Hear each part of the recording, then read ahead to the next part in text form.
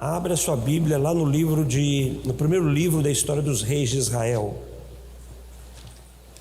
Deixa eu deixar aqui o texto que nós vamos estudar hoje aqui. Hoje nós vamos estudar hoje.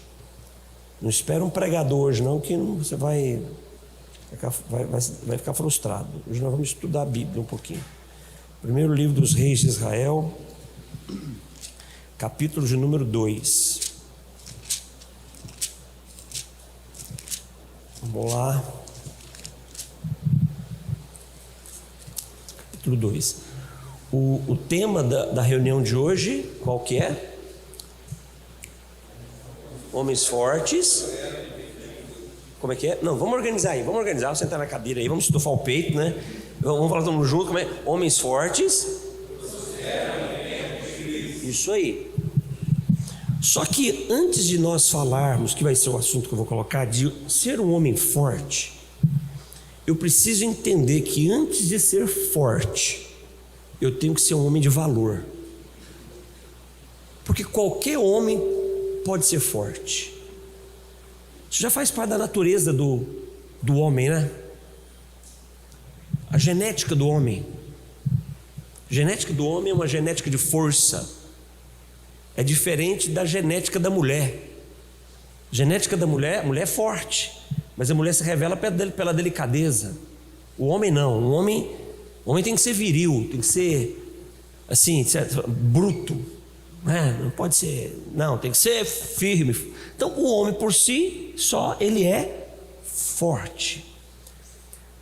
Então hoje eu quero falar para vocês que os homens que prosperam em tempos de crise, tempos difíceis, não são os homens fortes, são os homens de valor. Porque mesmo você sendo forte, você pode enfrentar momentos tão difíceis que você vai se ver fraco diante da grandeza de uma luta, de um problema que você vai estar vivendo. Isso é natural. Até porque um forte, uma hora encontra alguém mais forte que ele. Aqui em Guaxupé não tem isso não, aqui é bênção. Vamos lá para aquele lado nosso lá, tem uns homens valentes lá, sabe? Tem uns homens brabo. E ele é brabo até achar um mais brabo que ele. Não é assim? Então todo forte, ele é o forte até achar o mais forte que ele. Então o segredo, a chave para o homem forte é de fato ele ser um homem forte de valor. Porque em momentos difíceis, em momentos em que a fraqueza desse homem for revelada, ele não vai se abater e ele vai se comportar de acordo com o valor que ele escolheu. Nesse texto que eu pedi para você separar aí, primeiro livro da história dos reis de Israel, então você vai ver na sua Bíblia 2 livros contando sobre a história dos reis de Israel. Aliás, 4 livros contando a história dos reis de Israel. Só que 2 é como se fosse um paralelo dos outros 2. Então, os 2 livros que contam a história dos reis de Israel é o primeiro livro de Reis, que eu pedi para você abrir, correto? E o segundo livro de Reis. Mas tem o primeiro livro das crônicas dos reis de Israel e o segundo livro das crônicas dos reis de Israel.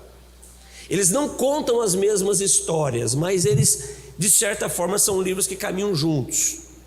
Então, se você quer conhecer a história de homens fortes e homens fracos, de homens de valor e de homens sem nenhum valor, você tem que estudar esses 4 livros. Você tem que estudar esses 4 livros.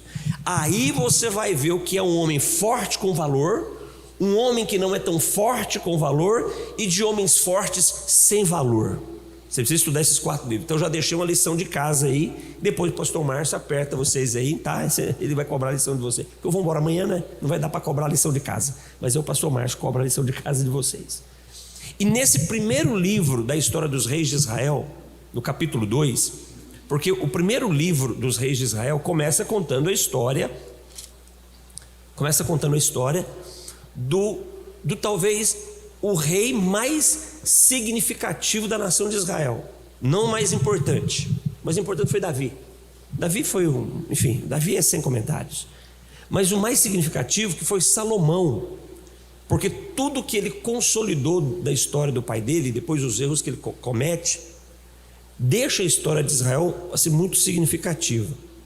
Mas o primeiro livro de Reis, ele começa com Davi terminando a história dele e Salomão começando a história dele. Salomão está no leito de morte, Os historiadores, alguns estudiosos dizem que logo depois do texto que nós vamos ler aqui, não passou muito tempo, Davi partiu. Davi morreu com 70 anos. O rei mais importante da história de Israel morreu com 70 anos. A Bíblia diz que ele morreu cheio de dias, cheio de riqueza e cheio de glória.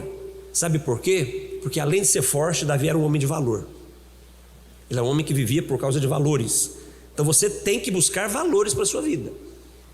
Se você quer ter uma vida cheia de glória, quando eu digo glória, eu falo de reconhecimento, de conquista, de avanços, seja em que área for, na sua vida familiar, você como pai, você como marido, você como empresário, como colaborador numa empresa, como ministro da obra do Senhor, glória, conquista, realizações, um legado.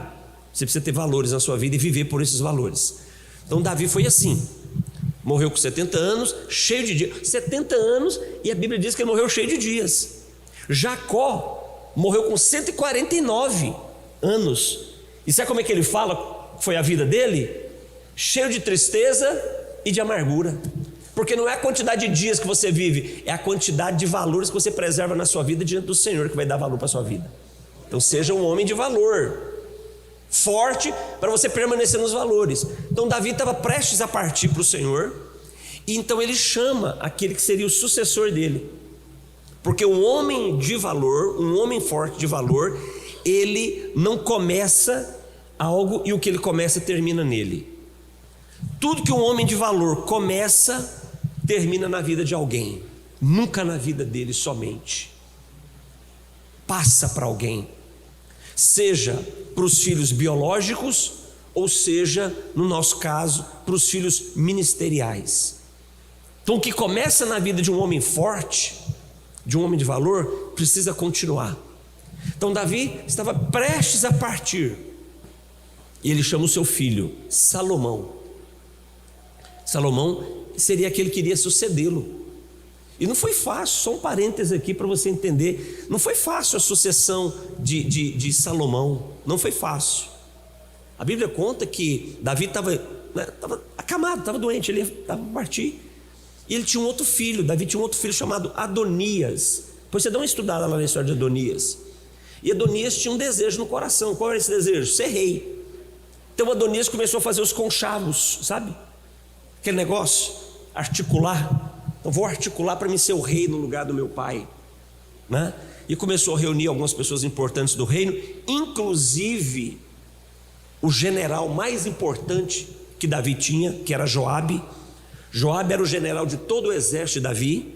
Adonias tinha o coração de Joabe, ou seja, ele tinha do lado dele o homem da guerra. Então você sabe, em qualquer nação, um governante, ele precisa ter um governo sobre a força de guerra da sua nação, porque senão ele pode sofrer um golpe a qualquer momento.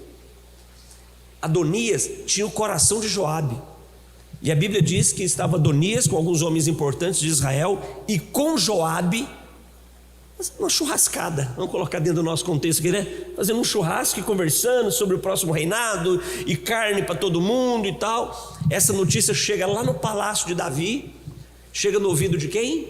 De Batseba. Quem era Batseba? Esposa de Davi, mãe do filho amado de Davi, que era Salomão. Batseba, quando ouve dizer que Adonias estava reunido com os principais de Israel, inclusive com Joabe, o homem dos exércitos de Israel e de Davi, ela teme no coração.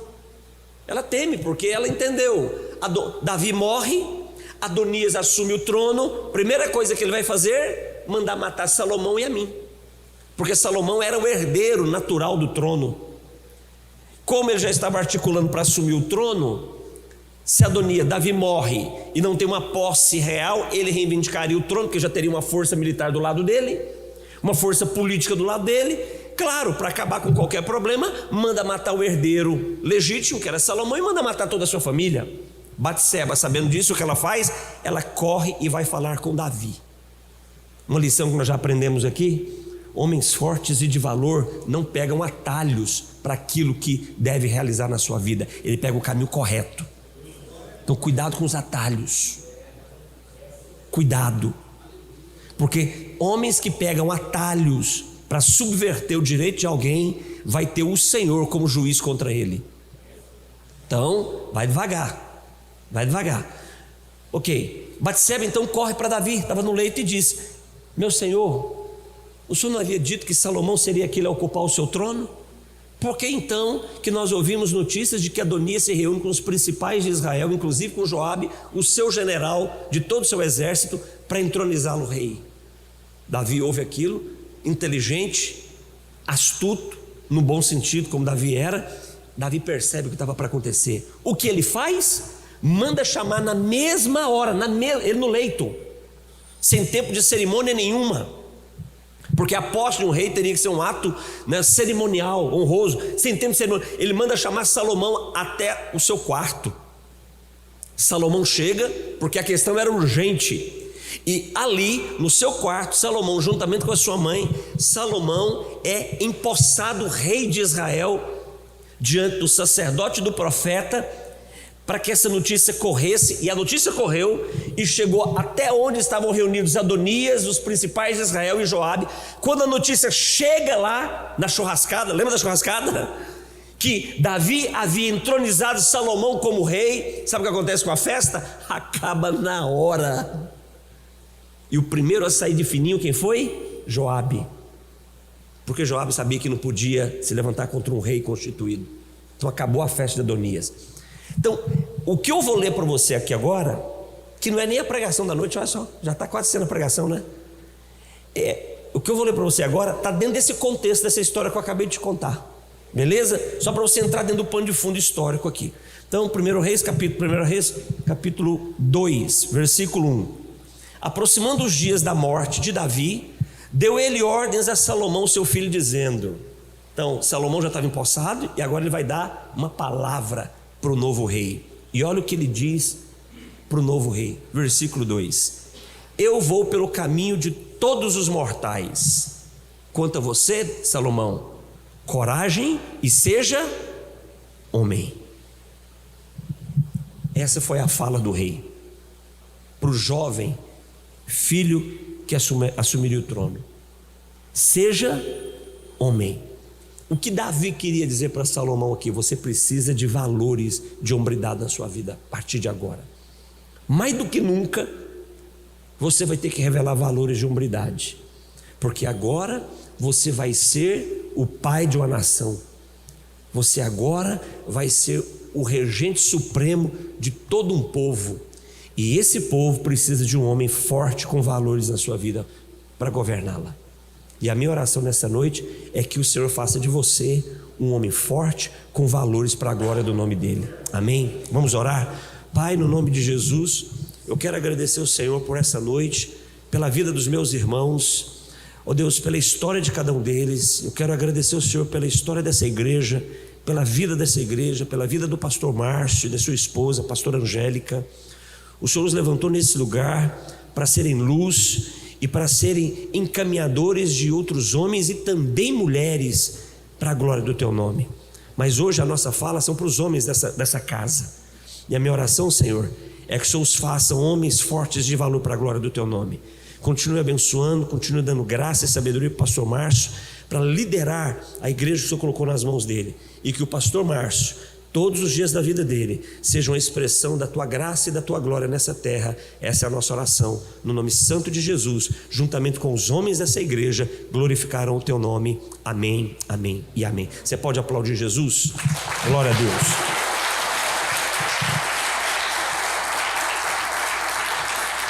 Então vamos lá. Nós estamos falando de homens fortes, não é isso? Homens de valor. Eu acho que eu vou fazer um negócio aqui, até para a câmera. Eu posso pôr essa mesinha assim meio de lado, pastor Márcio? Pode ser? Tem rodinha, né? É bom, né? Pronto. Aí a gente fica mais assim, né? Fica mais assim. Eu vou olhando aqui. Mas enfim. Então nós estamos falando de homens fortes, homens com propósito, homens com valor para resistir tempos difíceis. Se você não for um homem de valor, você vai ceder. Porque homens fortes também cedem. Homens fortes, eles também negociam. Mas homens fortes de valor, eles permanecem no princípio. Eles não negociam aquilo que lhes foi confiado. E se nós estamos falando se a ideia, nessa noite e falarmos de alguém forte, que fica firme no seu propósito para vencer um tempo difícil, essa é a proposta, não é isso? Nós precisamos de um modelo. Precisamos de um modelo. Tudo na sua vida, tudo na minha vida, tudo na nossa vida depende de modelos. Você precisa de alguém para você se inspirar. Você precisa de alguém para você colocar como um parâmetro, sabe? Como um padrão para a sua vida, para a nossa vida. Alguém que nos desafia. Eu tenho, por exemplo, algumas pessoas que eu me inspiro nelas, que me desafiam a ser melhor todos os dias, me desafiam a aprender mais, me desafiam a ser melhor. Nós precisamos de pessoas que nos inspiram para isso, em várias áreas, porque senão, o que pode acontecer com a nossa vida? Nós vamos ficar ali, sabe, acomodados. Então nós precisamos de um padrão, modelos. Mas já que a nossa proposta hoje é uma proposta de padrão para vencer em tempos difíceis, então é melhor, é importante nós buscarmos então um alto padrão, um modelo que seja perfeito. E não existe modelo mais perfeito no que diz respeito à hombridade do que o nosso Senhor. Jesus tem que ser o nosso padrão de hombridade. Você não pode olhar para outro. A Bíblia tem muitos homens de valor, muitos homens fortes. Abraão foi um homem forte, um homem de valor. Moisés foi um homem forte, um homem de valor. Davi foi um homem forte, um homem de valor. Mas todos esses homens tinham pontos vulneráveis. Eles tiveram áreas, né, de vulnerabilidade. Abraão, por exemplo, Deus dá uma palavra para ele, ele obedece uma palavra extremamente desafiadora, mas no meio da caminhada ele tem medo. Ele negocia a própria mulher. Imagina que loucura, pastor Márcio. Para não morrer, para livrar o corim dele, ele dá a mulher dele para os outros. Imagina que coisa doida. Por quê? Porque nós temos áreas de fragilidade, né? Moisés, meu Deus, um homem tão valioso como Moisés, um líder extraordinário, mas também teve seus momentos de fraqueza, de ímpeto, né? Deixou de entrar na terra prometida, ralou 80 anos por causa de uma missão e não pôde completar ela. Por quê? Porque no momento importante ele deixou o descontrole emocional dele à vista de todo o povo. Quando Deus diz para ele falar para a rocha da água, ele vai lá e bate na rocha. Percebe? Porque nós temos falhas. Davi, esse homem extraordinário que nós falamos um pouco a respeito dele, assassino, um homicida, um adúltero. Então, homens fortes precisam de valores para permanecer firme. E Jesus é o padrão perfeito. Ah, pastor, mas Jesus, ele é Deus. Sim, ele é Deus, mas enquanto aqui, ele foi o quê? 100% homem. Sabe o que significa quando a Bíblia diz que ele foi 100% homem?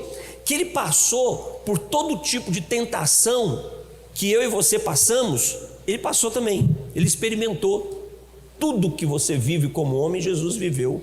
A Bíblia fala a respeito disso. Olha o que está escrito na sua Bíblia, no livro de Hebreus, capítulo de número 4, Hebreus capítulo 4, versículo 15. Hebreus 4,15, aqui está falando do sacerdócio de Jesus. E o sacerdócio de Jesus é um sacerdócio santo, referente a Melquisedeque. Olha o que está escrito a respeito do Jesus homem aqui em Hebreus 4,15. Porque não temos um sumo sacerdote que não possa se compadecer das nossas fraquezas. Olhe para mim, Jesus tem capacidade de sofrer com a gente. Porque o que é compadecer? É padecer com, é sofrer com. Então Jesus sofre com os nossos sofrimentos. Por quê? O texto diz: porque nós não temos um sumo sacerdote que não possa se compadecer das nossas fraquezas. Por quê? Porque antes foi ele tentado em todas as coisas à nossa semelhança, porém, o que está escrito na sua Bíblia? Porém, sem pecado. Então Jesus é o nosso modelo de homem perfeito. Ele é o modelo de hombridade perfeita. Ele passou por todo tipo de tentação na sua humanidade que eu e você passamos, mas Jesus fez uma escolha, é uma escolha, porque não pecar é uma escolha. Não é o diabo que te faz pecar, Não são os demônios que te faz pecar. O seu inimigo não são os demônios, o seu inimigo não é Satanás, o seu inimigo é você mesmo. Porque o seu maior problema não é com o diabo, o nosso maior problema não é com Satanás, o nosso maior problema é com Jesus. Sabia disso, que o nosso problema é com Ele? Por quê, pastor? Porque quando nós pecamos, nós arrumamos um problema sério com Jesus, sério. E o pecado não é uma obra das trevas, o pecado é algo que nasce dentro do seu coração e do meu coração. Somos nós que geramos o pecado. Olha o que está escrito em Tiago, capítulo de número 1, versículo de número 13. Então o problema é você, o problema sou eu. Seu problema não é o diabo, não, seu problema não é os demônios, seu problema é você mesmo. Quando você não toma a decisão certa para ser um homem santo na presença do Senhor. Tiago capítulo 1 versículo 13 diz: ninguém ao ser tentado diga, sou tentado por Deus. Nunca diga isso. Por quê? Porque Deus não pode ser tentado pelo mal, e Ele mesmo ninguém tenta. Versículo 14: ao contrário, cada um é tentado pela sua própria cobiça, quando essa o atrai e o seduz.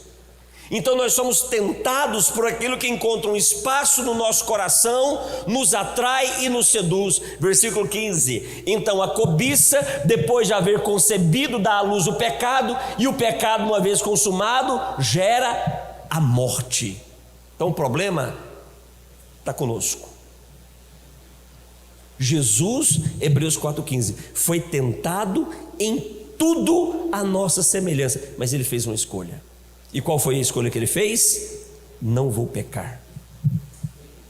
Sabe o que é isso? Essa é a marca de um homem forte que quer cumprir o seu propósito de Deus aqui nessa terra. Ele decide pelo caminho certo, ele decide pela verdade. Então Jesus é o nosso padrão, Jesus é o nosso modelo. E eu escolhi um texto aqui hoje, pastor Márcio, para nós falarmos assim de uma forma bem objetiva, 7 características. Deixa eu ver se é isso mesmo. Mas vamos ver se dá para chegar nas 7, né? Vai que chega numa característica aqui, a gente gasta mais tempo, aí a gente deixa as outras para outro dia que a gente voltar, não tem problema não.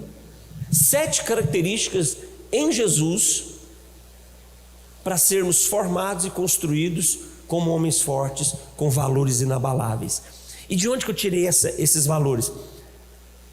De Jesus, um adolescente como nós. Lucas capítulo 2, do versículo 39 ao 52, vamos ler, né? Vamos ler a Bíblia, né, gente? A gente tem que ler a Bíblia é importante, né? Vamos ler, Lucas 2, do 39, eu falei para vocês que eu não ia pregar hoje, que a gente ia estudar a Bíblia, né? Então Lucas 2, do 39 ao 52, olha essa história, porque aqui é uma história bíblica, mas além de ser uma história bíblica, é um fato histórico. Então esse texto que nós vamos ler agora, se sacar esse texto da Bíblia, ele continua tendo muito poder como um fato histórico, ok? O Lucas, o autor desse evangelho aqui, ele era médico, e além de Lucas ser médico, Lucas era um exímio historiador.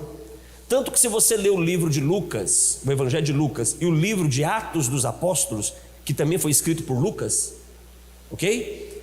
Você vai perceber nesses 2 livros o quê? Pastor Márcio, muitos detalhes históricos, nome de cidade, nome de lugar, muita referência. Isso é importante, sabe por quê? Porque isso valida as escrituras.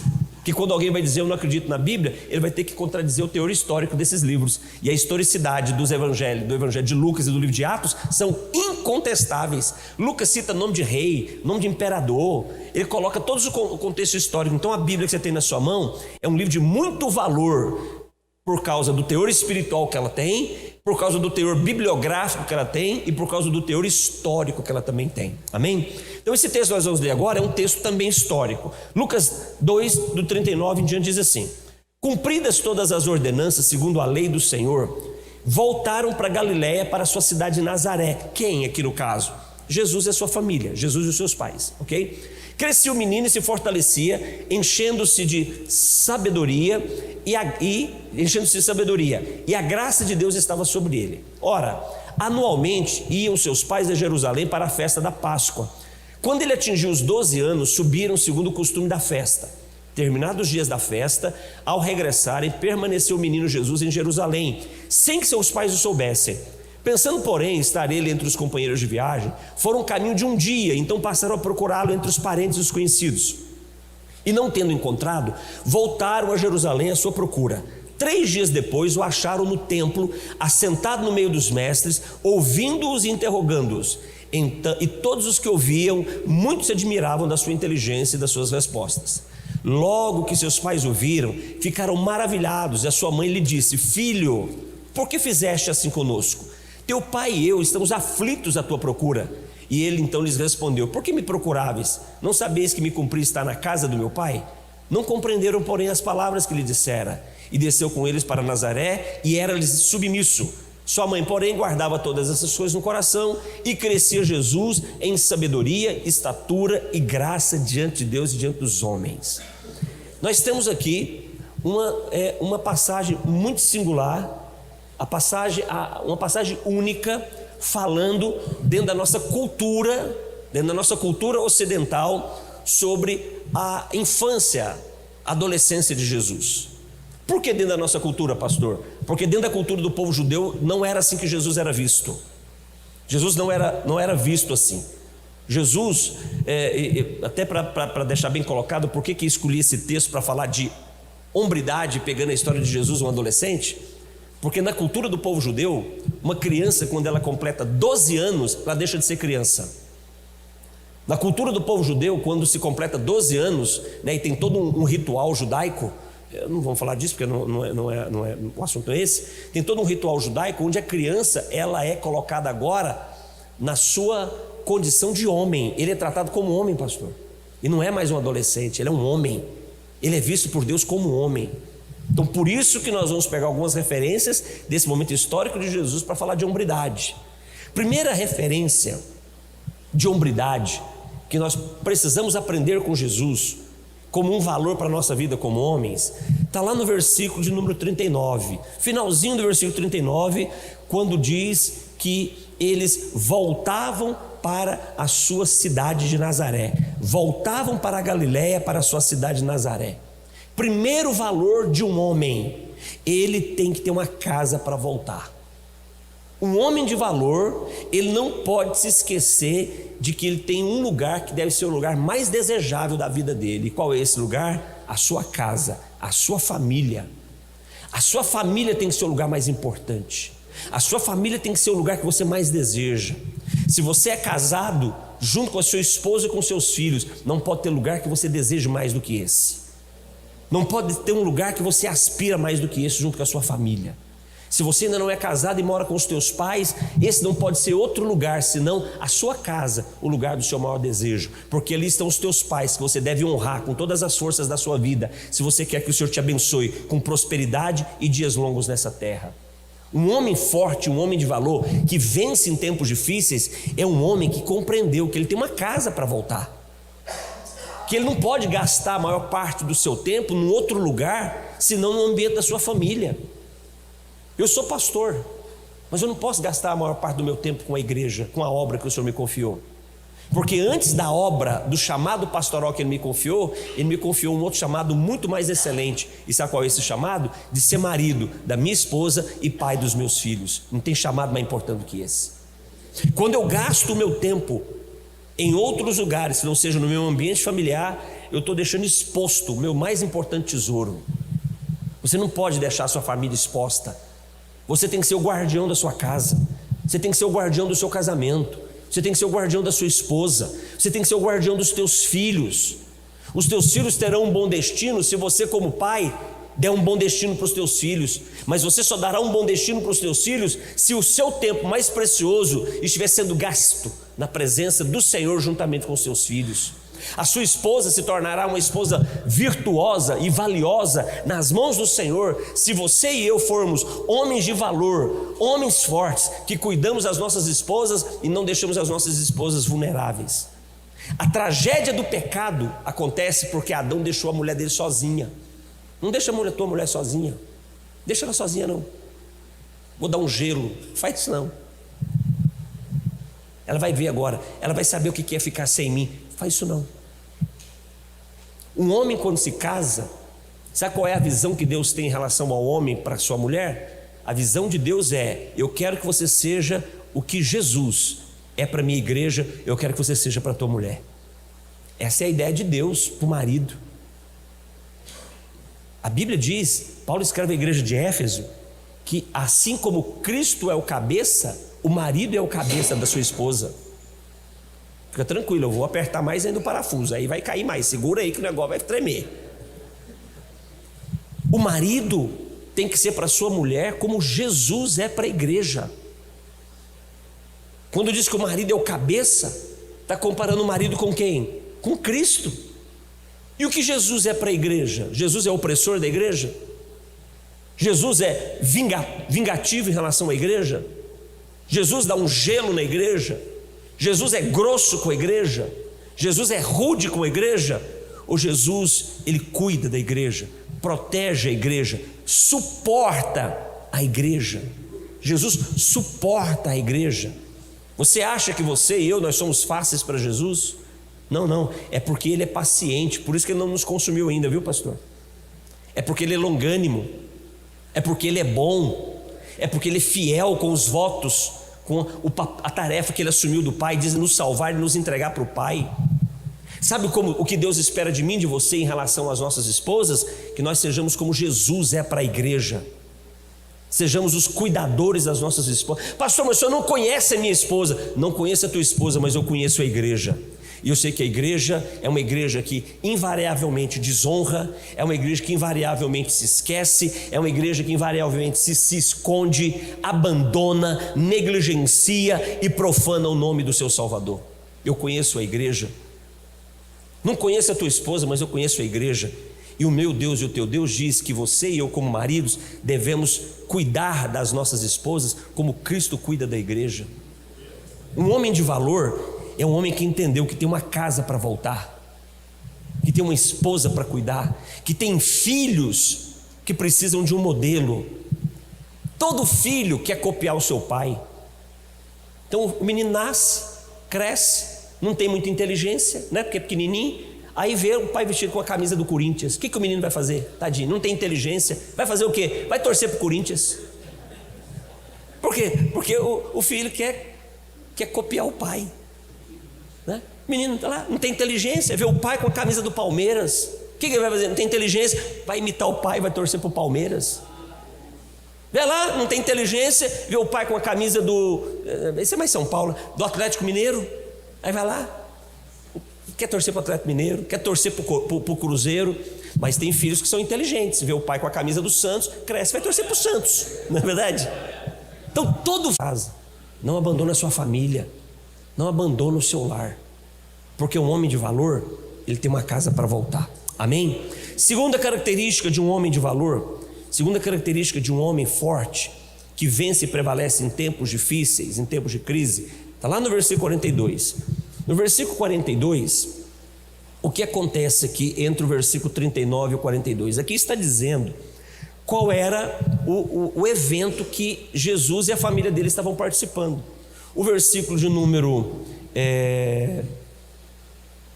39 diz que, cumprida todas as ordenanças segundo a lei, eles estavam voltando para Galiléia, para a sua cidade. Voltando de onde? Vamos lá, a gente precisa colocar isso aqui para você entender o segundo ponto. O povo judeu, eles tinham três grandes festas, eram três grandes importantes celebrações, eram as celebrações mais importantes do povo judeu. Primeira celebração, a mais importante, Páscoa. A Páscoa era a mais importante. Por quê? Porque a Páscoa falava, né, do que aconteceu com eles no Egito, que Deus os tirou do Egito com mão forte e deu a eles uma terra prometida, Canaã.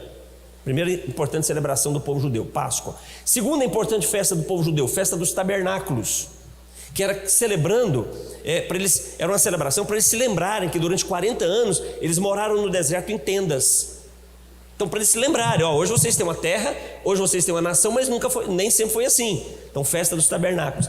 Terceira importante festa do povo judeu, festa das colheitas, ou festa do Pentecoste, que nós vemos essa festa lá em Atos 2, né?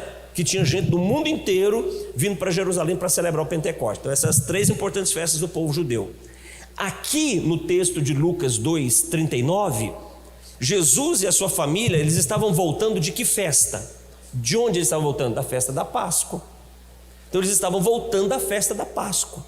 Segundo valor que um homem forte precisa desenvolver na sua vida para ele viver com propósitos e ser resiliente e vencer todas as suas adversidades. Versículo 42, quando ele atingiu os 12 anos, subiram segundo o costume da festa. Eles foram para Jerusalém. O que significa isso? Que um homem de valor, um homem forte, ele tem um lugar preferido para a vida dele. Tem um lugar que você prefere. Tem um lugar que não importa a circunstância, você sempre vai buscar esse lugar. E sabe o que é esse lugar? Qual é esse lugar? É a presença do Senhor. Sabe qual é esse lugar? É na presença do Senhor teu Deus. Você não vai sair da presença dEle. Você vai buscar a presença dEle. Você vai invocar a presença dEle. Você vai ser um homem que aonde você estiver, você vai ser um motivo de atração da presença da glória de Deus.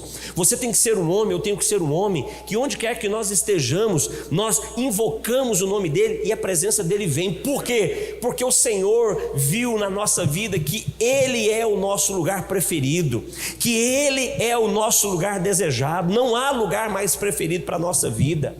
Na celebração das festas do povo judeu, ir para Jerusalém era significar isso, era dizer isso: Jerusalém é o nosso lugar preferido, é o lugar que nós temos que permanecer. Um homem de valor, ele define o seu lugar, ele define a sua escolha. Os discípulos, lá que em Lucas 24, você vai ver a história de 2 discípulos, que são conhecidos como os discípulos da estrada de Emaús. Eles tinham saído de Jerusalém, eles estavam confusos, desistidos, mas eles voltaram para Jerusalém, porque eles entenderam: Jerusalém é o nosso lugar, Jerusalém é o nosso lugar preferido, porque ali é o lugar que o nosso Deus se manifesta. A nossa Jerusalém é o lugar onde nós invocamos o Senhor e se faz presente. Um homem de valor, ele tem um lugar preferido, ele tem uma igreja que ele pertence, ele tem uma igreja que ele está vinculado a ela. Um homem de valor, um homem forte, ele faz parte do corpo. A igreja não é um lugar que você simplesmente participa. Não, a igreja é um lugar que você faz parte, e se você ficar fora desse corpo chamado igreja, você fere o corpo e você fica vulnerável. Um homem forte, ele só é forte porque ele escolheu um lugar para pertencer. A presença do Senhor e uma igreja local, para que a glória de Deus possa se manifestar através da vida dele. É muito ruim quando um homem, porque o homem é essa figura de governo. Infelizmente, pastor Márcio, isso já é uma pesquisa, né? As igrejas hoje, elas possuem mais mulheres do que homens. É um negócio complicado. Isso é bom? É bom, assim, não é que é ruim, mas não é que também é bom, você entende? É por quê? Porque o homem é o governo. Deus colocou nas mãos do homem o governo. A mulher descende do homem. Não é o homem que descende da mulher. Não é que a mulher é dependente, mas é que ela tem um lugar ao lado do homem. O homem, ele é governo, ele é o cabeça, ele que tem que matar no peito, ele que tem que aguentar o tranco. Eu tenho feito uma pesquisa, já tem uns 4 anos que eu faço essa pesquisa de pessoas, né? Eu trabalho com desenvolvimento humano, com saúde mental e saúde emocional. Existe, principalmente agora, na pandemia, esse número aumentou assim, de uma forma muito assustadora. Muitas mulheres, homens também, mas mais mulheres com transtornos emocionais. Muita mulher com depressão, síndrome do pânico, burnout. E eu estou fazendo uma pesquisa, 90% das mulheres que estão estouradas, pastor Márcio, emocionalmente, 90%, o marido é um banana. 90% do marido é um banana. E a mulher é dominante. Sabe, existem mulheres que são dominantes. Existem mulheres, por exemplo, minha esposa é altamente dominante, Giana, altamente dominante.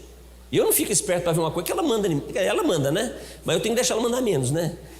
Então ela é altamente dominante. Tem mulher que é dominante. E a mulher dominante encontra um homem banana, tudo que ela quer, porque ela gosta de mandar, ela gosta de tomar as decisões, ela gosta de tomar a frente, ela gosta de ter o controle. E aí o homem banana tem uma mulher dominante, para ele também tá bom, né? Porque agora ele fica na zona de conforto, ele não precisa fazer força para nada, o miserável, né? Só que Deus não criou a mulher para isso. E ela começa a ter uma carga sobre ela que não é para ela. Ela não tem resiliência. E tem muita mulher guerreira, viu, gente? Tem muita mulher guerreira, batalhadora. Meu Deus, glória a Deus por essas mulheres, mas não é para elas essa carga. E aí chega uma hora que elas espanam, elas estouram e vão desenvolver problemas emocionais, e se desenvolve problemas emocionais, desenvolve problema físico também, né? Por quê? Porque o miserável do homem não assumiu o seu papel. E por que ele não assumiu o seu papel? Porque ele não descobriu ainda que ele tem um lugar em Deus para ocupar. E qual é esse lugar em Deus para ocupar? Ele tem que ser o cabeça da sua casa, ele tem que ter a chamada do sacerdócio, do governo, da invocação do nome do Senhor onde quer que ele esteja. Sabe quem tem que ser a lâmpada, quem tem que conduzir a lâmpada que atrai a presença da glória de Deus para sua casa? É você, não é sua mulher não. Sabe quem tem que orar mais na sua casa? Não é sua mulher não, é você que tem que orar mais na sua casa. Sabe quem tem que conhecer mais de Bíblia na sua casa? Não é sua mulher não, é você que tem que conhecer mais de Bíblia na sua casa. Sabe quem tem que ser mais devoto a Deus na sua casa? Mais quebrantado? Sabe aquele coração quebrantado, humilhado, aquele coração choroso na presença de Jesus? Não é sua mulher não, é você homem que tem que ser assim. Sabe por quê? Porque essa é a marca de um homem que entendeu e encontrou o seu lugar preferido, que é na presença do Senhor. Um homem forte, que fica firme diante das adversidades, ele tem um valor muito claro, muito definido na vida dele. Ele encontrou o seu lugar preferido, e esse lugar preferido é na presença do Senhor. São homens firmes na igreja que eles pertencem, são homens comprometidos com a igreja que eles pertencem. Pastor, não tem homem assistente de culto. Homens que são assistentes de culto numa igreja estão deixando... Ainda bem que eu não conheço ninguém aqui.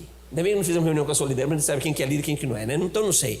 Homens que são assistentes num culto estão revelando a sua indiferença em assumir o seu papel de hombridade nessa terra e no reino espiritual. Satanás não respeita homem se não for um homem de Deus. E um homem de Deus é aquele que assume o seu papel na sua família, diante de Deus e diante da igreja que ele pertence. Isso é um homem de Deus. É um homem comprometido à sua igreja local, é um homem que evangeliza, é um homem que prega o evangelho, é um homem que está pronto para o que vier. Pastor, o que está precisando aí? Está precisando para dar uma varrida nesse tapete? Conta comigo, eu vou varrer o tapete. Deixa comigo que eu vou varrer o tapete, eu vou passar aqui um pano aqui nesse carpete aqui. Deixa comigo, deixa que eu vou dar um talento aqui. O que precisa? Eu preciso pintar a igreja? Deixa que nós vamos pintar, dar um jeito aqui. Você pintou? Não sou pintor não, mas eu vou dar um jeito. Eu vou arrumar alguém que sabe pintar, eu vou contratar um pintor, eu vou pagar esse pintor. Porque homem é homem de resposta. Homem forte de valor, ele sabe dar resposta. Ele é comprometido com a sua igreja local. Meu Deus, olha quantos homens nós temos aqui. Isso aqui é quase um avivamento, viu, pastor Márcio? É verdade, porque o homem não quer vir para a igreja não. Ele quer ficar quietinho ali no canto, falou, assista o culto. Tem uns miseráveis que ainda falam assim, não, eu dou meu dízimo. Meu irmão, você vai para o quinto dos infernos com o seu dízimo. Você tem que ser comprometido com a igreja local. Você tem que ser comprometido com a sua igreja, porque comprometido com a igreja, você dá o seu dia, você dá a sua oferta, você dá a sua primícia, você se envolve com os trabalhos, você tem ministério, exerce o seu chamado, você está agarrado, você é um homem de oração, você evangeliza, você está ombrando com os demais homens da igreja, para que a igreja avance. Então, um homem forte, um homem de valor, ele tem o seu lugar preferido. Vamos lá, que eu tô ficando animado aqui. Vamos lá, vamos ao terceiro ponto aqui, a gente tem muita coisa para falar aqui, vamos lá. Terceira qualidade de um homem forte, que vence as suas adversidades, porque ele constrói valor. Primeiro valor, ele tem uma casa para voltar, ele honra a sua família. Sua família é o seu Éden. A nossa casa tem que ser o nosso Éden. Ah, pastor, mas o senhor não conhece, a minha casa não é o Éden, minha casa é o inferno. É o inferno porque você não governa a sua casa. Porque como homem de Deus, quando eu governo a minha casa, o que se manifesta na minha casa é o Éden de Deus, é o prazer da presença da glória dele. Você está entendendo como é que a coisa funciona? Se existe um lar que o negócio está tudo bagunçado, é porque está faltando um homem de valor forte nessa casa para trazer a presença da glória de Deus para essa casa. Porque o segundo valor é que ele descobriu que o lugar preferido dele é na presença do Senhor. Então pronto, pastor Márcio, você vai trazer a presença de Deus. Vai dar trabalho? Vai, porque é melhor prevenir do que remediar, mas não preveniu, né? É igual a Anne hoje chegamos aqui em Guaxupé, aí eu fui fazer como é que fala? A ficha no hotel. Aí eu perguntei pro moço, né? Falei assim, como é que tá a regra de máscara aqui? Porque lá em São Paulo já acabou tudo, né? Ele disse, não, aqui em lugares abertos é facultativo, em lugares fechados é porque precisa vir aqui para entender, né? Ele falou, em lugares fechados tem que usar máscara. Eu falei, tá bom. Aí eu falei para minha filha, filha, ó, lugar fechado tem que usar máscara, tá? Mas eu falei para ela, né? Não precisa não, filha, esse negócio já resolveu, né? Não precisa de máscara mais não na igreja. Aí ela falou para mim assim: ah, papai, eu vou usar, porque é melhor prevenir do que remediar. Foi uma menina de 8 anos, rapaz, olha o que ela está pensando. Mas ela está certo. Sabe por que tem muita família destruída hoje? Lares desorganizados, filhos sem referência paterna, sem modelo paterno, esposas sem um homem em quem possa confiar. Meu Deus, essa semana passada eu estava aconselhando um casal e eu tive que falar para a miséria lá, né? Falei assim: camarada, sabe por que sua esposa está sofrendo? Porque ela não tem um marido que cuida dela. Ela não tem um marido que cuida dela. Você não cuida da tua mulher. Ela está fazendo tratamento psicológico. Sabe o que eu ouvi do psicólogo? Eu falei assim: pastor, eu precisava falar com o marido dela. Eu falei: mas por quê? Não, eu preciso conhecer ele. Porque já tem 6 meses que ela está se tratando, nunca vi ele. Estou dando de graça o atendimento. Esse marido nunca se preocupou nem em pagar o atendimento psicológico da mulher. Nunca procurou saber um relatório de como está o tratamento da mulher. Eu queria conhecê-lo. Eu falei: não, é melhor não, deixa quieto que é melhor não. Tem homem que não vale uma pipoca. Não vale. Por isso que o lar está destruído. A casa está sofrendo. Por quê? Porque ele não é uma referência de Deus nessa casa, para trazer a presença de Deus para essa casa. Aí as trevas vai pintar e bordar mesmo.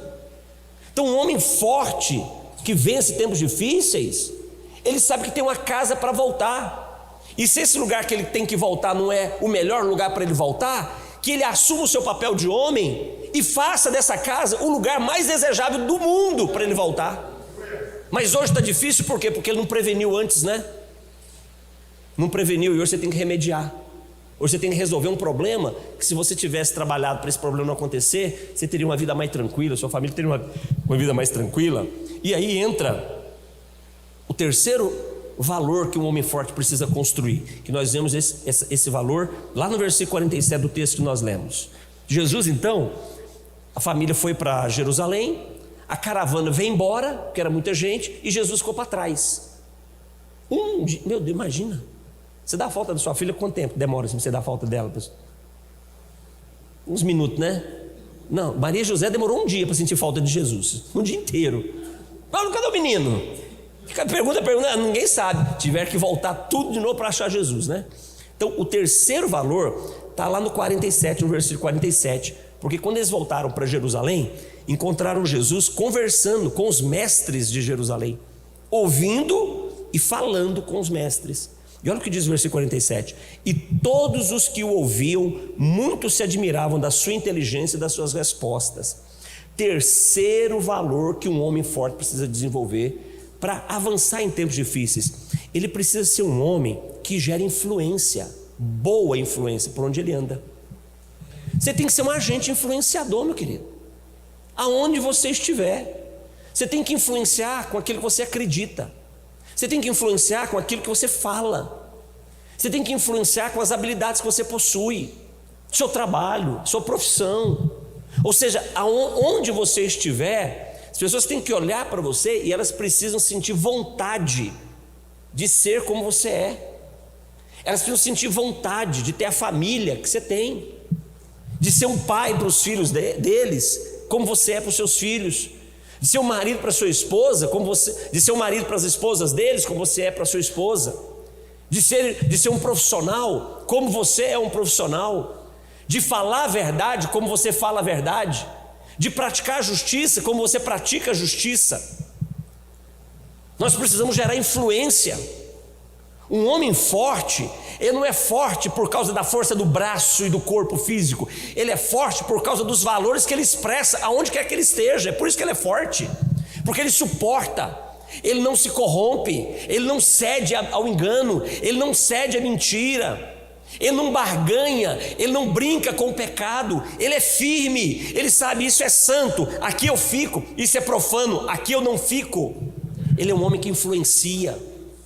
Ele influencia com a identidade que ele tem. E qual é essa identidade? É a identidade de Jesus sendo construída na vida dele, é a identidade de Jesus sendo formada na vida dele. Esse homem decidiu sofrer tudo o que for necessário para ganhar a Cristo. Deixa eu te fazer uma pergunta: você está pronto para sofrer tudo o que for necessário para que os valores de um homem de verdade se manifestem, para que você influencie uma geração perdida? Você tem que estar pronto para sofrer, porque o homem de verdade sofre. O homem de verdade é perseguido, o homem de verdade é resistido, o homem de verdade é abandonado, é esquecido, mas é por pouco tempo, porque é impossível um homem de verdade não se expressar aonde ele está. Então, terceiro valor que homens fortes precisam desenvolver: você precisa gerar influência. Fale de Jesus, fale do amor de Deus, tenha a sua Bíblia como um testemunho público para quem quer que seja. Não tenha vergonha, não tenha vergonha. Você tem empresa? Coloca uma Bíblia lá na sua empresa, coloca folheto de evangelismo lá, não tem vergonha. Fale do amor de Deus para as pessoas estão carentes de Deus. Influencia com aquilo que você acredita. Queridos, sabe o que nós temos? O bem mais precioso que nós temos é a nossa fé. Você não tem bem mais precioso do que a sua fé. Expressa ela. Dá oportunidade para quem está perto de você saber que ele pode ser curado. Pode ser curado no corpo dele, pode ser curado na alma dele, pode ser salvo no espírito dele. Dê oportunidade para quem está perto de você de receber uma palavra de vida. Influencia. Mas quem não se expressa não influencia. Deixa as pessoas saberem que você é um obreiro na casa do Senhor. Deixa saber. Deixa saber, falando assim: na minha igreja, eu limpo as cadeiras, eu que passo a vassoura lá no carpete, eu sou músico na igreja, eu sou introdutor na minha igreja. Gera influência. Você já parou para pensar que você pode ser a última chance de Deus para algumas pessoas que estão aí fora? Você pode ser a última chance de Deus para elas. Só que se você não se expressa, você não vai influenciar, você não vai atrair as pessoas. Atraia as pessoas. Atraia. Há umas semanas atrás eu fui me encontrar com um filho nosso, ministerial. Ele é do Paraná e ele veio participar de um treinamento. Ele trabalha no mercado financeiro, é um moço muito bem sucedido. E ele falou: pastor, eu preciso falar com o senhor. Eu falei: tá bom, vou lá. Fui encontrar com ele, queria colocar uma situação dele, enfim. E aí eu cheguei para conversar com ele no hotel. Ele estava recebendo 3 pessoas que trabalham para a empresa dele, né? E aí nos apresentamos e tal, conversamos. O casal era cristão também. Aí tinha um senhor que era o pai da moça. E aí conversa vem. Eu percebi que aquele moço, ele não estava muito firme, né? Não era um cara firme. Porque quando alguém está na presença de Jesus, você conhece de olhar para ele. Não é assim, pastor Marcos? De olhar. Nós somos pastores, né? O Espírito Santo dá esse discernimento para a gente, de olhar. Você olha assim e fala assim: ih, rapaz, esse aí tá ruim para ele. Tá ruim, não tá firme não. Isso aí, vamos tomar cuidado, porque esse daí tá, né? Agora tem outros que você olha, você vê a presença de Deus, você vê um coração quebrantado, você vê um coração, sabe, é diferente. Os olhos falam muito, né? Jesus, a Bíblia diz que os olhos são o que da alma, né? Os olhos são janelas. É lâmpada também, mas é janela. Você vai ver a alma de alguém pelos olhos. Você vai ver se tem luz pelos olhos ou se tem treva. E eu olhei para aquele senhor e eu falei assim: rapaz, esse homem aqui não tá legal não. E ele tinha falado no nome de Jesus até umas 2, 3 vezes, né? Porque o evangeliquez é fácil de praticar, né? O evangeliquez é fácil, dá um glória a Deus, aleluia. E aí, varão? E aí, vaso? Na paz, na bênção. O evangeliquez colocou. Mas isso não quer dizer que ele seja da mesma nação nossa, né? Pode ser da mesma tribo, mas pode não pertencer à mesma nação celestial, né? E aí eu percebi, falei assim: não está muito legal. Eu falei: agora eu preciso arrumar um jeito de entrar nele, né? Eu não posso estar aqui, ir embora e não entrar nele, ué.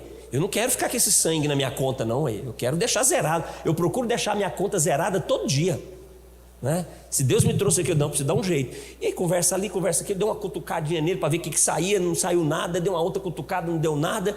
Aí a menina perguntou de qual igreja, qual era a igreja. Falou: da igreja nossa, deixa eu te mostrar aqui, né? Aí falou: aqui, esse aqui é o endereço da nossa igreja. Vocês podiam ir lá, né? Então, meu irmão, eu virei para ele: então você podia ir lá também, né? Na igreja a gente cultuar. Ah, pastor, eu vou sim. Aliás, tem muito tempo que eu não vou na igreja. Eu falei: pai, é aí que eu queria, era o gancho que eu precisava. Aí era o que eu precisava. Estava cutucando, precisava falar, tinha uma coisa errada. Pronto, um homem frustrado com a igreja. Por quê? Porque o pastor dele de muitos anos deu de cima da filha dele. O pastor que pastoreou ele durante muitos anos cantou a filha dele. Esse feriu, saiu da igreja. mas também não voltou para nenhuma igreja mais. Eu tenho que ser um homem que gera influência boa, porque esse mundo está cheio de influência ruim. Tem muita gente dentro da igreja que é pedra de tropeço para Jesus. Deixa eu te dizer uma coisa, homens de valor, homens fortes, não sejam pedras de tropeço para Jesus. Não seja escândalo para Jesus. Essa turma que está aí fora aí, deixa eu dizer uma coisa, ele sabe que você é da igreja, viu? Ele sabe que você é da igreja. Você tem um negócio, não tem? É você que tem um negócio. É. Né? O do doce, eu vi aqui que você me falou. Pois é, o povo sabe que você é crente. O povo pensa num povo esperto, é o povo que, o ímpio sabe que você tem um negócio. Não deixa claro que você é um homem de Deus para eles, para você ver uma coisa. Você vai ser pedra de tropeço para Jesus. E aí, Jesus vai acertar a conta com eles, mas vai acertar com você também. Essas questões são muito sérias. Ser um pastor, ser um líder, ser um ministro do altar, né? Então o cara está tocando violão, está tocando teclado, bateria, o baixo, está ali cantando, por isso é tudo é bonito. Mas lá fora as pessoas sabem quem nós somos. Lá fora tem um grupo que você pensa que é pequeno, mas não é pequeno não, que sabe que você é adúltero, que sabe que você acessa pornografia, que sabe que você é casado e canta a mulher dos outros, que sabe que você compra e não paga, que sabe que você mente. Imagina que coisa ruim. Que homem forte é esse, pastor Márcio? Que homem forte sou eu nessa vida? Não. Todos os que ouviam, muitos se admiravam da sua inteligência e das suas respostas.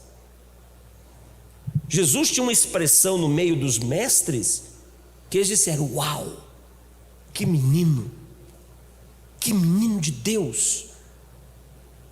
Guaxupé tem que olhar para cada um de vocês e dizer assim: uau, que homens de Deus que nós temos nessa cidade. Não é igual uns que eu conheço não, esse é o homem de Deus de verdade. Esse é um homem forte, é um homem que gera influência. Você está influenciando com a sua verdade, você está influenciando com a justiça que tem no seu comportamento, você está influenciando. Sabe, o José, meu Deus, a gente tinha que falar de homem forte, tinha que falar de José, o pai de Jesus. Imagina, tem alguém noivo aqui? Ó, você está noivo? Está noivo, né? Está noivo. Então significa que aquele moço ali, pastor Márcio, ó, levanta a mão ali, ó. Conhece ele, pastor Márcio? Pois é. Claro, está noivo, não casou ainda, né? Então, claro, você ainda não conhece a sua futura esposa. Você não conhece ela na intimidade, claro. Você está noivo. Nada de festinha, né? Festinha só depois que casar. Então você está noivo, não tem nada, né? Não teve festinha ainda. E daqui, vai casar quando, fião? Vai casar quando? Meu Deus do céu. Pastor, mas depois você resolve esse problema aí, né? Depois você resolve lá. É o Marquinho? Qual Marquinho? Cadê o Marquinho? É o pastor Marquinho. Meu irmão, pelo amor de Deus, ué. Hã? É, você já deu a data aí agora já? Agora, né? Tá certo. Pelo amor, como o cara tá noivo e não tem data para casar, rapaz? Tá louco? Pelo amor de Deus, você tá doido, não. Mas enfim, deixa esse pastor Marquinhos resolver aí. Depois o pastor Márcio resolve com o pastor Marquinhos essa parada aí. O negócio vai descendo assim, entendeu? Mas vamos lá, você tá noivo. Segunda-feira, sua esposa chega para você e fala: como é que é o seu nome? Amado? Amado. Amado, meu Deus do céu, meu Deus, eu tenho que terminar o assunto aqui, eu não posso sair desse assunto aqui, mas vou deixar o pastor Marquinhos depois. Mas, amado, como é que é o nome da amada? Oi? Letícia. Letícia chega para você segunda-feira e diz assim: amado, estou grávida de 3 meses. Aí você vai fazer as contas, né? Fala, mas peraí, nós somos só noivo, ué? E não teve nada, não teve festinha. Como é que essa mulher está grávida? Vai endoidar a cabeça, vai ou não vai? José. Maria apareceu grávida. Ela fala para ele assim, ó.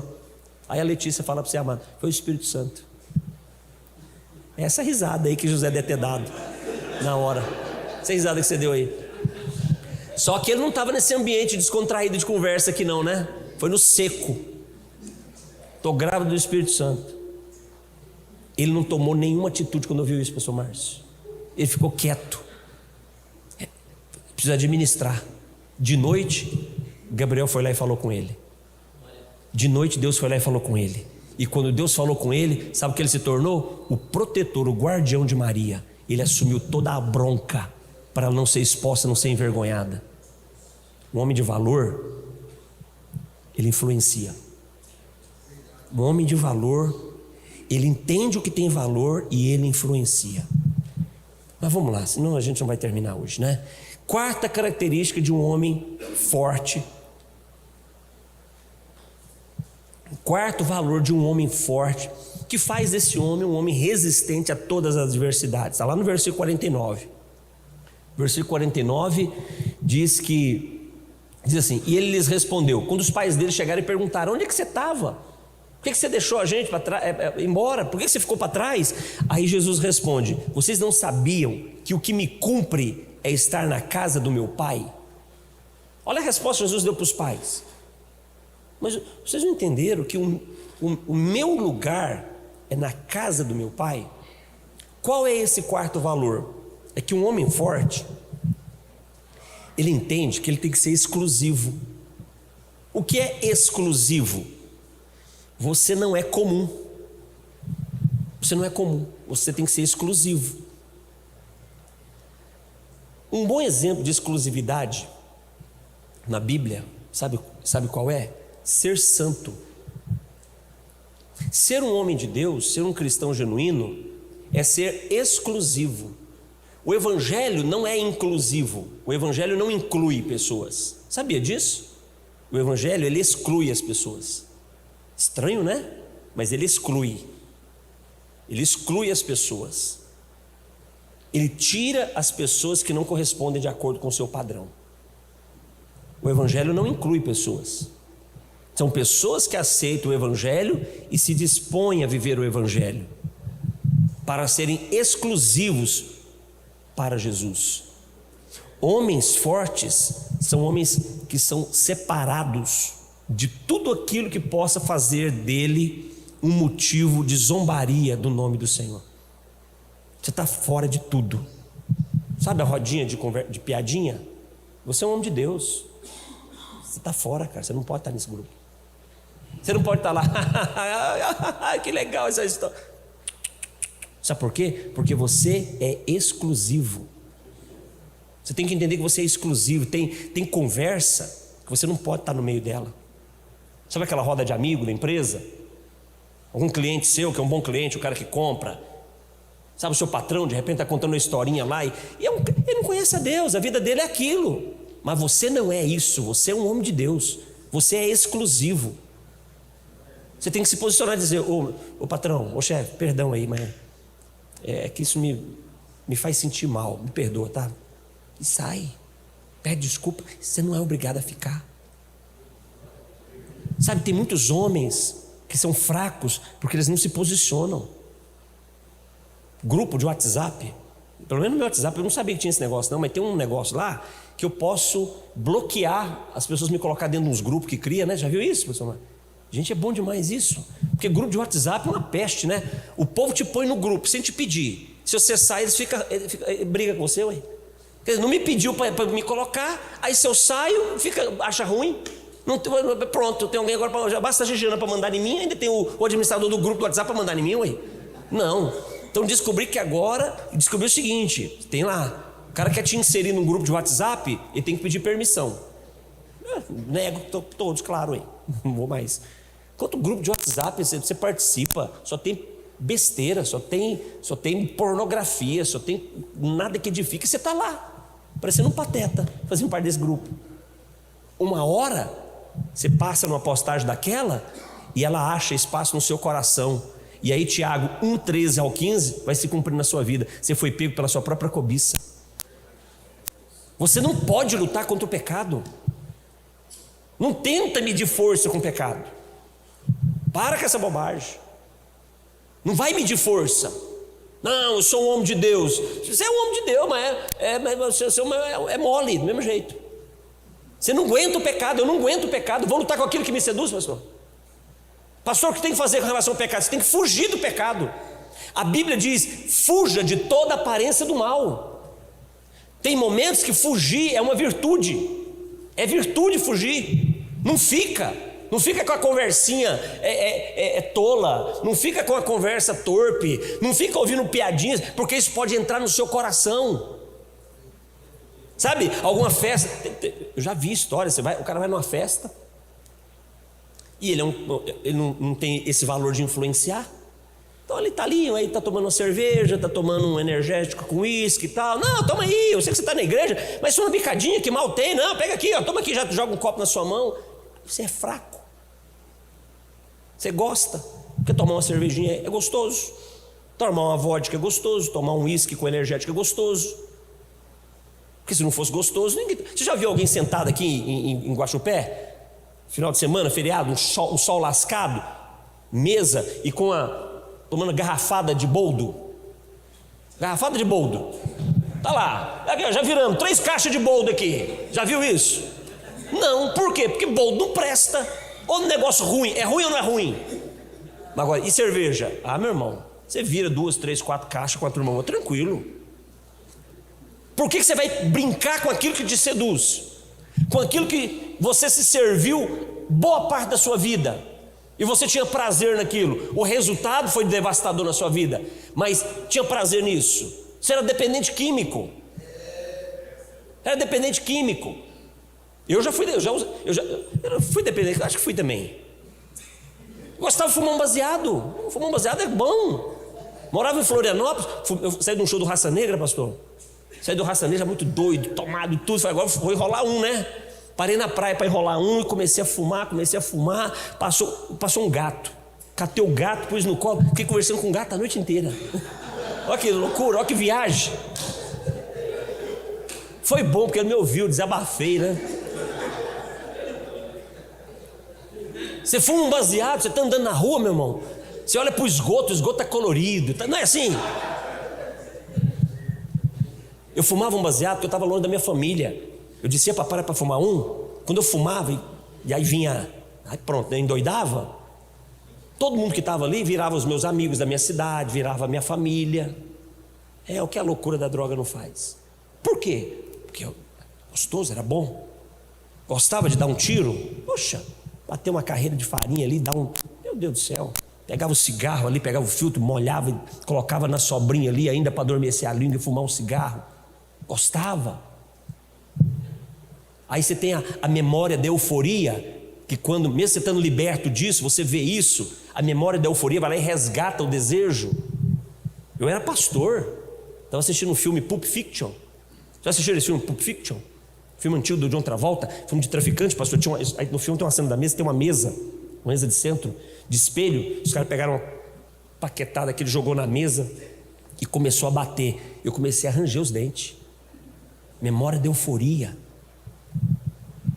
Foge, porque senão você cai. Você é um homem de Deus? Você é um homem de Deus. Você tem o Espírito Santo? Você tem o Espírito Santo.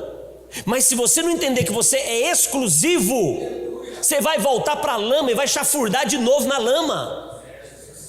Você vai voltar para o vômito de novo.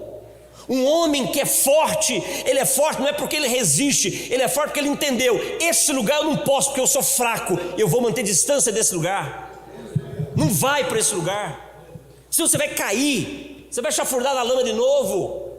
Você é santo, você tem que ser santo no que você fala, você tem que ser santo no que você vê, porque tudo que você vê gera, desperta memória, desperta desejo.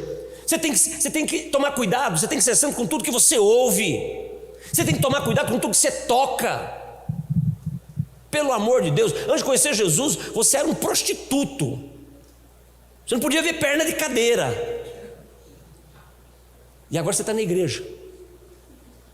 Aí tem as irmãzinhas, e você quer conversar com elas, quer ficar perto, chegar perto para conversar com ela. Aí vai chegar perto e vai sentir o cheiro dela. Meu Deus do céu, pelo amor de Deus, fica longe. Você vai querer conversar com a amada ou amado, aí você é um sinestésico, né? Você gosta de conversar, tem gente que gosta de conversar tocando, né? Você vai pegar, meu irmão, você não vai querer largar mais. Para com isso. O homem se converteu, casado, mulher na igreja tem que ser homem para você. É cumprimentar, Pai do Senhor. Já faz assim, Pai do Senhor. Assim, ó, fica para lá e fica para cá. Se chegar mais perto vai dar ruim, porque eu vou querer ficar mais perto. É assim que funciona, pastor Marcos, ou não é? Poxa vida, Deus criou a gente para isso, para querer mulher. Eu gosto de mulher. Meu Deus, como eu gosto de mulher.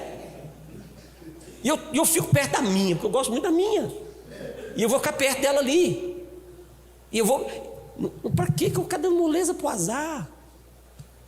Isso não é o diabo não, gente. O diabo só está esperando. Ele está assim, ó, só esfregando as mãos. Vai. Pronto, agora eu vou. Não, você tem que ser santo. Você é exclusivo. Você é separado. Seus sentidos têm que ser separados para a glória de Deus. Amém? Um homem forte, ele é forte porque tem valor. Primeiro valor, ele sabe ter uma casa para voltar. Ele tem família, tem filho, tem mulher. Segundo, porque ele é forte porque tem um valor. Ele tem um lugar preferido. Qual é esse lugar preferido? Na presença do Senhor. É na igreja que ele pertence. Ele é um homem forte porque ele tem um valor, porque ele é um homem de influência. Quarto lugar, porque ele é exclusivo, ele é santo. Sua vida é para a glória de Deus.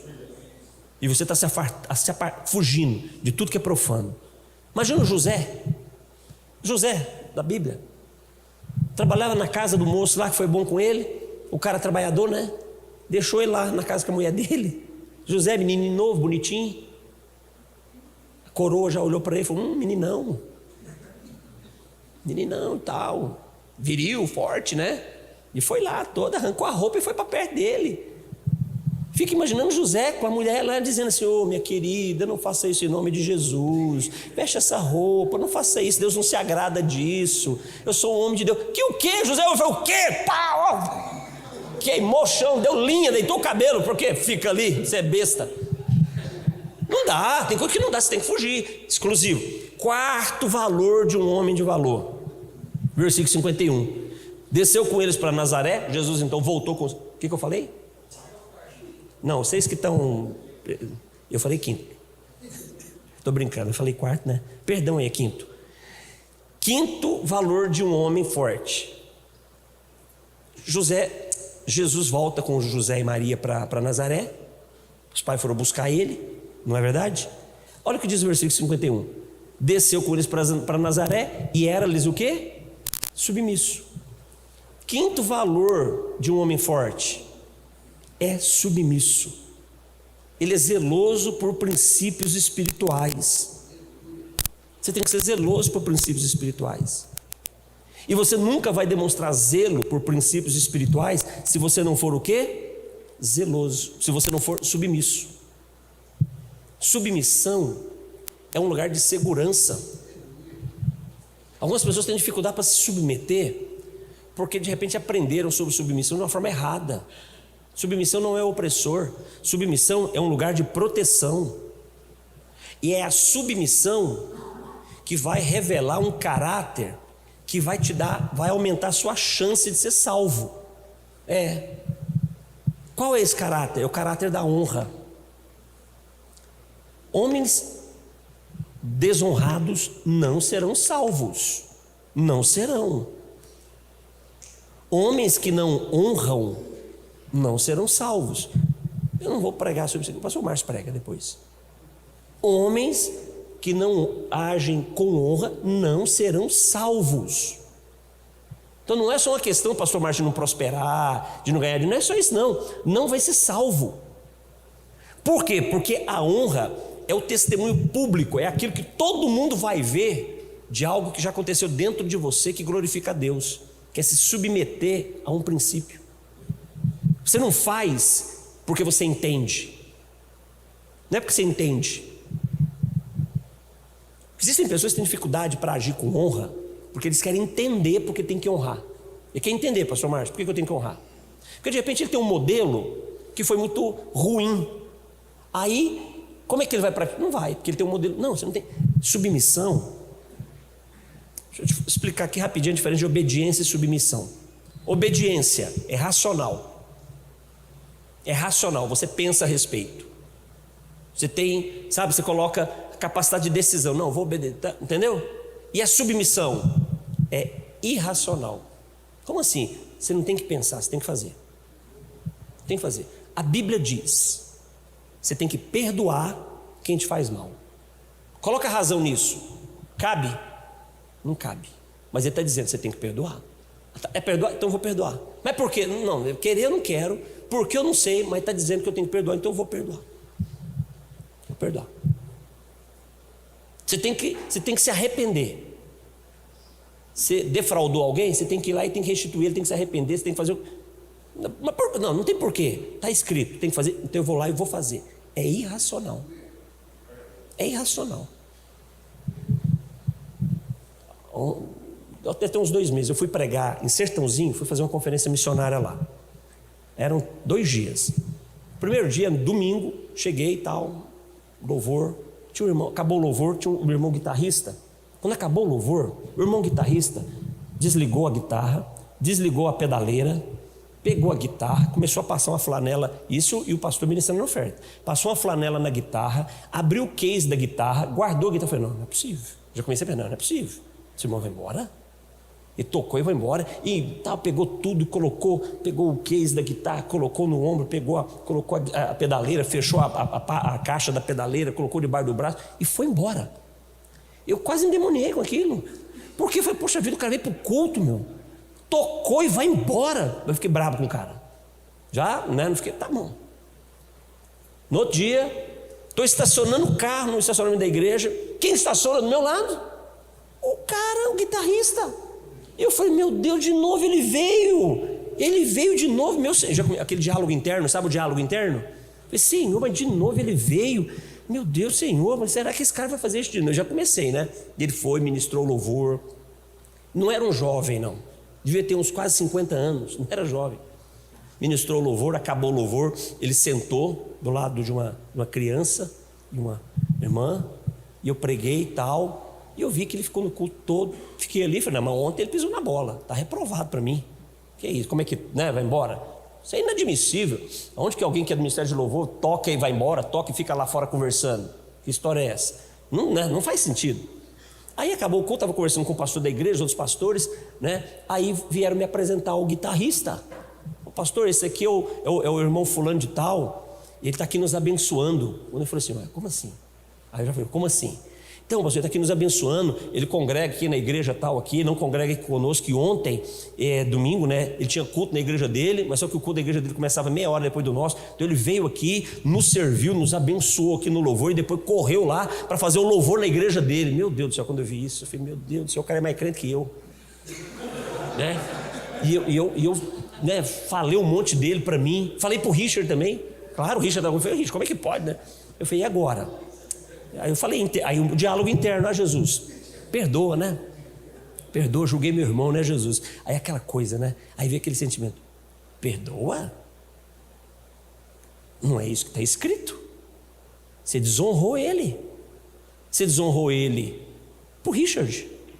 Você falou mal dele por Richard. Podia ficar entre a gente só se a crise ficasse só entre nós dois. Não, mas você falou por Richard. Eu falei: falei. Estou entendendo. Fui lá, estava o pastor da igreja, mas os outros 2 irmãos e ele. Falei: meu irmão, dá licença um minutinho, quero te pedir perdão.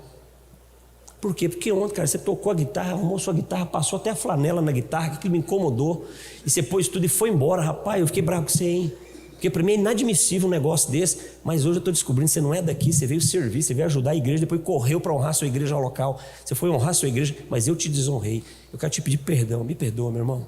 Não, que isso, não, que isso, não. Você precisa me perdoar. Você me perdoar porque eu pequei contra você.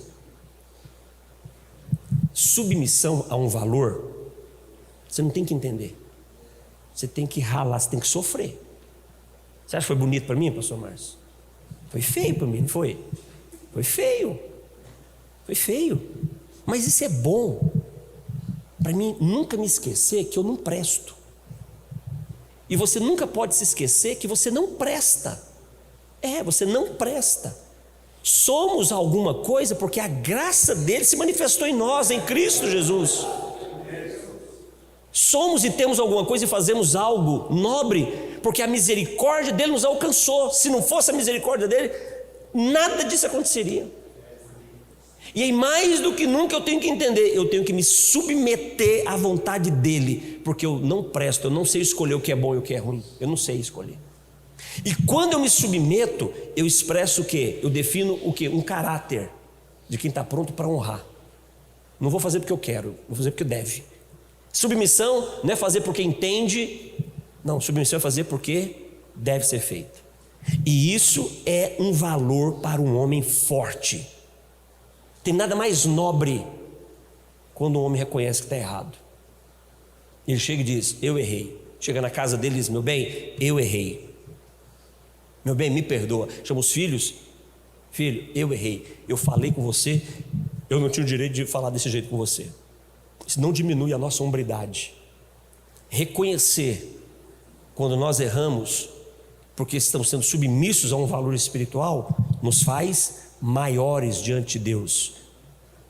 Você nunca pode se esquecer disso. Um homem de valor, ele é um homem de autoridade, porque ele reconhece o que gera autoridade. E o que gera autoridade é a submissão. Pastor, a autoridade depende da honra. Difícil você vai ver autoridade sem honra. A autoridade de Josué, sabe de onde foi construída? Quando Deus coloca ele, realiza grandes coisas, diz: ó, estou fazendo tudo isso através de você para o povo ver. Está escrito para o povo ver. E o povo vai ver e vai reconhecer sua autoridade. Deus honrou Josué. Então a honra constrói a autoridade. Para isso você tem que estar pronto para se submeter. Amém, queridos? Sexto, já estamos terminando, ó. Vai dar o 7. Já é 15 para as 10 mesmo, né, gente? Está lascado mesmo. Vamos lá. Sexto valor para você ser um homem forte. Sexto valor para você ser um homem forte. Versículo 52. Quando diz que Jesus crescia em sabedoria e em estatura. Sexto valor para você ser um homem forte: você precisa amadurecer. Você tem que entrar na rota da maturidade. Não é amadurecer somente biologicamente. Amadureça biologicamente, amadureça emocionalmente, mas amadureça espiritualmente também. Como, pastor, amadurecer espiritualmente? Você tem que ser um homem que ora. Você tem que ser um homem que conhece a Bíblia. Se você não conhecer a Bíblia, você não será um homem espiritualmente maduro jamais. Tem que conhecer a Bíblia de capa a capa. Você tem que ler a Bíblia, mas não um versículo não, pelo amor de Deus. Tem que ler pelo menos 3, 4, 5 versículos, 3, 4, 5 capítulos por dia. Tem que conhecer a Bíblia. Você tem que ser um homem Bíblia. Você tem que ter a palavra de Deus na sua boca. Você tem que ser um homem de oração. Você ora. Você não é aquele que ora 2, 3 minutos e já cansou, não. Orou 2, 3 minutos e cansou? Continua orando. Por quê? Porque você é um homem forte de valor. Então, sexto valor para um homem forte: tem que amadurecer. A nossa vida de oração e a nossa vida diante das Escrituras nos amadurece espiritualmente. E homens maduros governam a sua casa, a sua família, e onde quer que eles estejam, eles expressam o governo de Deus. E onde tem o governo de Deus, tem paz, tem alegria, tem prosperidade. Você tem que ser um homem maduro. Você tem que ser um homem maduro. Sétima característica, sétimo valor de um homem forte, está no versículo 52 também. Diz que ele crescia em sabedoria, estatura, maturidade e graça diante de Deus e dos homens. Possui testemunho. Um homem forte, ele tem que ter testemunho. Ele tem que ter característica que de fato é um homem forte com valores que o governam. Ele tem que ter características de que ele é maduro. E essas características não é você que desenvolve. Quem que desenvolve essas características do testemunho? É o Espírito Santo de Deus na nossa vida. Então o Espírito Santo de Deus na nossa vida constrói esse testemunho. Ele que convence a nossa vida do pecado, Ele que te ensina todas as coisas. João 16, 8 e João 14, 26 fala sobre esse ministério do Espírito Santo, né? De nos ensinar tudo que é necessário e de nos convencer dos nossos erros. É o Espírito Santo que vai construir esse testemunho. O Espírito Santo é esse escultor que pega essa pedra bruta chamada eu e você, e ele vai arrancando as lascas, e ele vai dando a forma que ele quer. Testemunho é aquilo que as pessoas vão ver, é aquilo que a sua esposa vai ver, que os seus filhos vão ver, que os seus pais vão ver, que os seus amigos vão ver. Eles vão saber que você é um homem de Deus, uma mulher, um homem de Deus. Eles vão saber que você é um homem de Deus. Não é porque você fala que é um homem de Deus, ou não é porque você fala o evangeliquez. Eles vão ver que você é um homem de Deus, porque eles estão percebendo que você é parecido com Jesus. Eles vão começar a perceber que você escolhe como Jesus escolheria. Eles vão perceber que você fala e trata as pessoas como Jesus falaria e trataria. E essas pessoas, elas vão também querer se parecer com Jesus que você se parece. Elas também vão querer ser um homem forte como você. Por quê? Porque eu vi o valor do céu na sua vida. Amém, queridos? A minha oração é que Jesus possa derramar sobre a sua vida todos os dias esse caráter, esse desejo, essa dependência, essa submissão, para que você seja uma forma do nome do Senhor ser glorificado aqui nessa terra. Amém, queridos? Deus abençoe muito vocês no nome de Jesus. Amém.